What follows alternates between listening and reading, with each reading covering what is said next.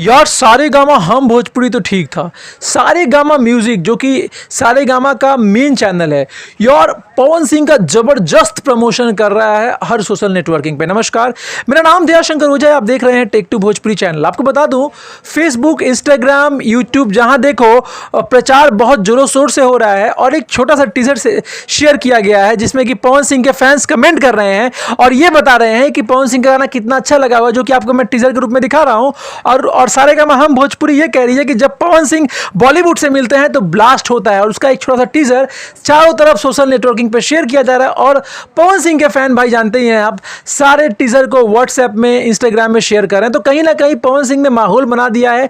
आई नहीं, गाना super hit नहीं, सुपर डुपर हिट नहीं, ब्लास्ट हुआ है पूरा और मार्केट में काफी बज रहा है, रील्स काफी बन रहे हैं। तो दोस्त, आपका क्या ख्याल है? पवन सिंह ऐसे अगर 10-12 गाना लेके आते हैं टॉप लेवल का, तो बॉलीवुड वालों की तो छुट्टी ही हो जाएगी, मुझे ऐसा लगता है। क्योंकि पवन सिंह का अलग ही फैन बेस है।